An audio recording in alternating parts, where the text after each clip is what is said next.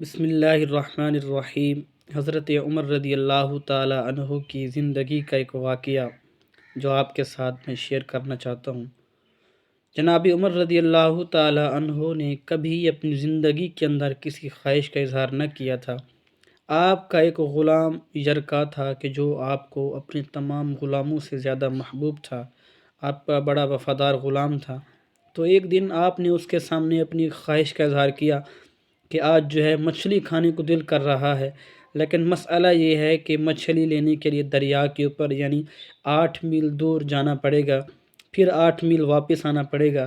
اس کے بعد آپ نے فرمایا کہ عمر اپنی چھوٹی سی خواہش کے لیے کسی کو اتنی مشقت میں کیوں ڈالے۔ اس کے بعد پھر آپ نے فرمایا کہ کوئی بات نہیں، آج رہنے دیتے ہیں۔ تو آپ کا غلام کہتا ہے کہ میں نے آپ کو کبھی بھی کوئی خواہش کرتے نہ دیکھا، لیکن آج جب آپ نے غلام کہتا ہے کہ جب آپ نے اپنی خواہش کا اظہار کیا تو یہ کیسے ہو سکتا ہے کہ میں آپ کی کوئی خواہش کو پورا نہ کروں۔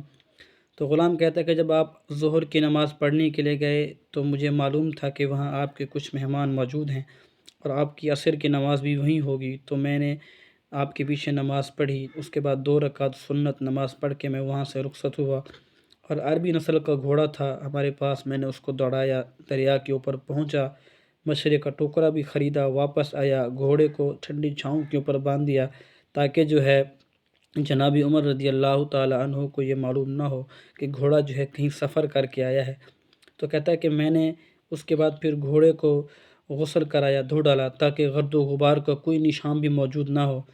تو جب جناب عمر عصر کی نماز کے بعد واپس آئے تو میں نے عرض کی، حضور اللہ نے آپ کی خواہش کا بندوبست کر دیا ہے، مچھلی میں کچھ دیر کے اندر پکا کر پیش کرتا ہوں۔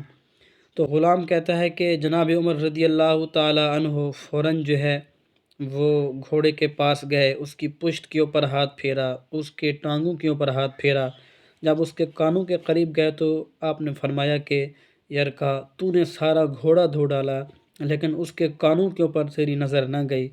اس کے بعد آپ نے فرمایا کہ یرکا تو میرا بڑا وفادار غلام ہے، تیری وفاداری کے اندر بھی کوئی شک نہیں ہے، مگر تو یہ بتا کہ نہ میں متقی ہوں نہ میں پرہیزگار ہوں۔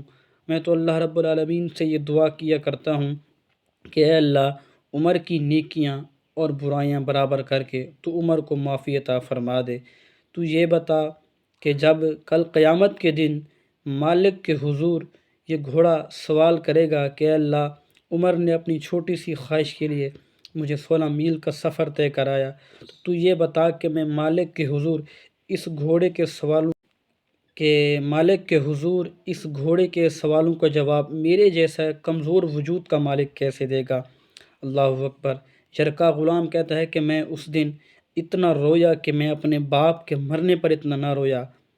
میرے دوستو، یہاں پہ ہم غور کریں، یہاں تو ہم اپنے کسی ملازم کو نیچا دکھانے کے لیے اپنے آپ کا جو ہے افسر ہونا ظاہر کرتے ہیں۔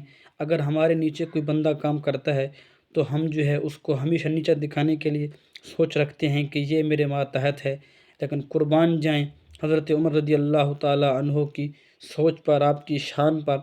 اس کے بعد پھر آپ نے فرمایا کہ یرکا تو یہ مچھلی کا ٹوکرا لے جا اور مدینے کے غریب جو گھر ہیں ان کے اندر تقسیم کر دے، اور جب تو تقسیم کر رہا ہو تو لوگوں کو یہ بات ضرور بولنا کہ تیری بخشش اور عمر کی معافی کے لیے دعا کریں۔